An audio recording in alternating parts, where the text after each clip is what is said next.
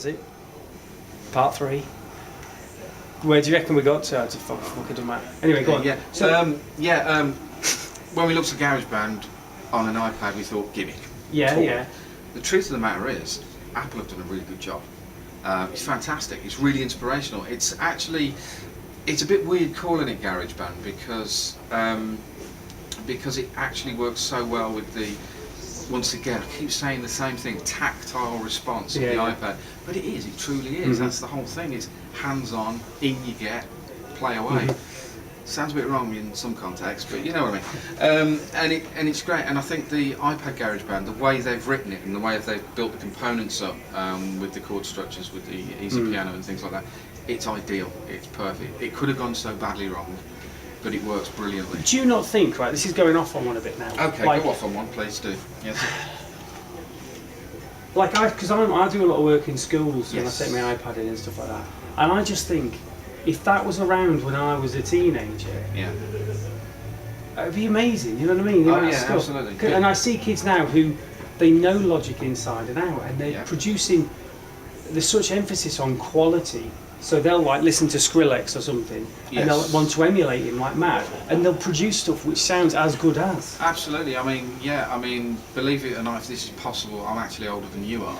Yeah. So I'm going back to the days of open reel and before computers. Wow, yeah. My first computer was an Atari ST computer. Now, half the people who watch this won't even know what I've just said. But the other half probably geeking out like mad. They'll be going, going, the truth is, man, tech's moved on so much.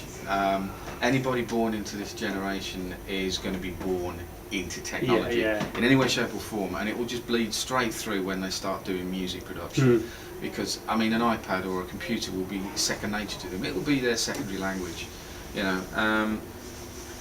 I think in some respects we had a better deal because we saw it all before. So we learnt things that will not necessarily come to light with somebody who's using an iPad or a computer. So that old tech as it was back then, it taught us a lot. I mean, I still use methods and techniques that I learned from patching multiple instruments together.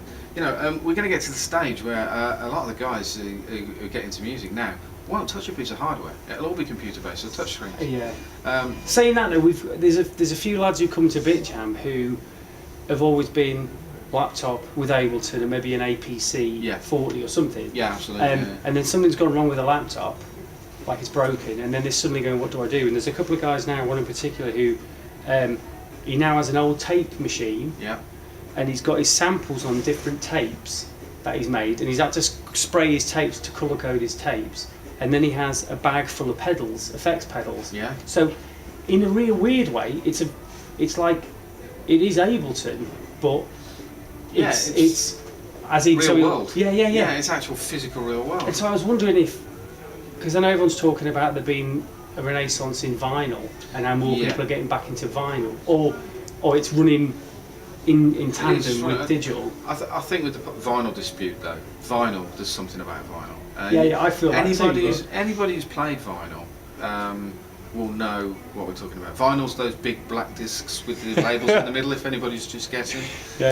We'll be doing this about CDs in a few years' time. Remember that. But no, I mean, you'll always have the revival, and you'll always have people that will go, well, let's go old school. It even reflects in clothing. Look at the retro clothing shops. Same sort of principle. People want the old clothes. But you must see this here all the time.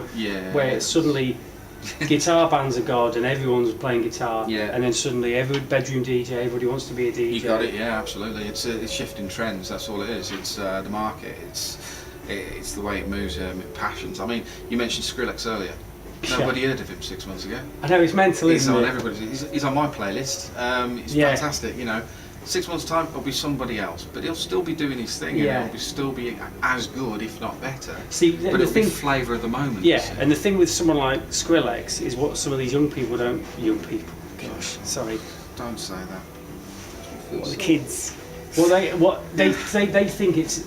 Some of them think it's as easy as, he uses Massive. He uses Ableton. I'm going to get it, so it's like that. But he must put in hours and hours and hours. Oh, the guy's a complete geek. If you yeah, exactly. Yeah. It's amazing. And then he just uses a trigger finger, doesn't he? An M audio. Trigger finger, and he uses some BiTjAM audio gear and some other triggering devices. But I mean, that's still quite cheap stuff, isn't it? It is cheap stuff. I mean, this is the myth that needs to be blown apart. If you want to get into music production today, you don't have to spend thousands of pounds. You don't have to spend hundreds of pounds.